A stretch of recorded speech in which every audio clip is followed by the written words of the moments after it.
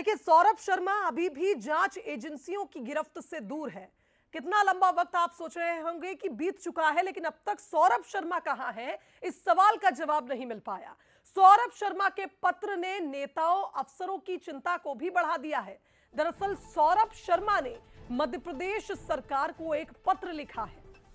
उसे और उसके परिवार को जान की सुरक्षा की गारंटी देनी होगी।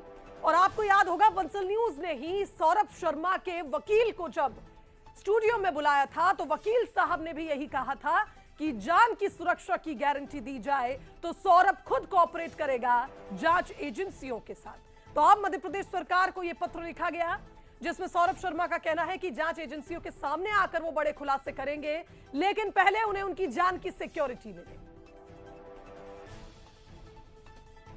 देखिए, सौरभ और बाकी जितने भी आरोपीगण हैं जिनको एजेंसियों ने मेंशन किया है वो है कि ये आरोपी हैं, इन सब की जान को खतरा तो है।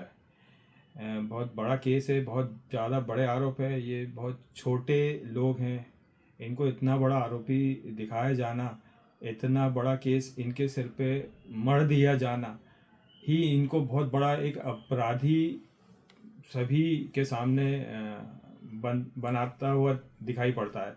बड़े लोगों का ये सब किया धरा है, इन छोटे लोगों पे डाल दिया है, इसलिए इनकी जान को खतरा है, इसलिए इन्होंने अपनी सुरक्षा की मांग की है। और इनकी सुरक्षा जब तक श्योर नहीं हो जाती है, मुझे लगता है कि मैं मध्य प्रदेश की मोहन सरकार से ये निवेदन करूंगा आपके माध्यम से कि सबसे पहले उनको सुरक्षा प्रदान की जाए और उसके बाद आपकी इन्वेस्टिगेशन तो चालू है ही, प्रॉपर इन्वेस्टिगेशन किया जाए। चलिए, इस खबर पर हमारे साथ executive editor Manoj Saini live जुड़ गए, उनका रुख कर लेते हैं।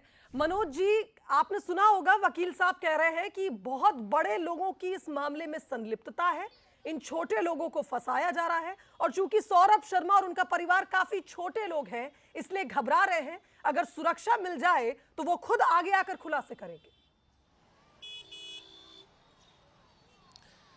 देखिए, सौरभ शर्मा को आखिर किससे खतरा है, जैसा उनका वकील कह रहे हैं, तो जाहिर है कि उन्हीं से खतरा होगा जिनके नाम डायरी में होंगे, उन्हीं से खतरा होगा जिनकी अकूत संपत्ति, अवैध संपत्ति सौरभ के पास रही होगी।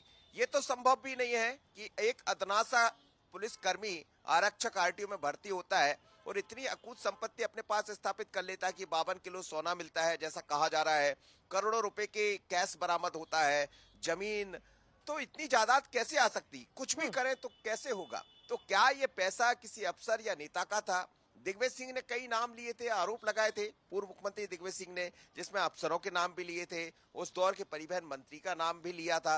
तो इसका मतलब यह है, क्या वकील ये कहना चाहते कि उनसे खतरा? अब खतरा किससे सौरभ समझ रहा होगा, लेकिन बड़ी बात यह भी है कि सौरभ सरकार को पत्र खतरे के लिए लिखता है, उसके बाद वकील सामने आते हैं और फिर ये भी कहा जा रहा है कि आखिर सौरभ है कहाँ, दुबई में है या हिंदुस्तान में है।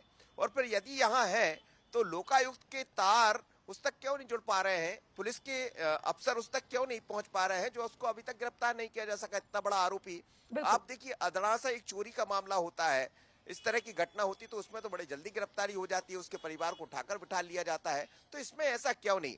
और क्या ऐसा होते होते, जैसा वकील कह रहे हैं कि ऐसा तो नहीं कि उनकी जान पर बनाएगी सौरभ शर्मा के, तो ये सब जांच के विषय है। लेकिन निश्चित रूप से ये बहुत बड़ा आरोप है सौरभ के वकील का। सौरभ का ये कहना कि मेरी जान को खतरा है, तो जान का खतरा किससे हो सकता है? जान का खतरा उन्हीं से हो सकता है जिनके बारे में सौरभ बेहतर तरीके से जानता है। जाहिर है, आप देखिए, जैसे ही सामने आएगा तो पूछताछ होगी और पूछताछ में फिर नाम भी लेना पड़ेगा। तो मुझे लगता है इसीलिए शायद खतरे का अंदेशा है।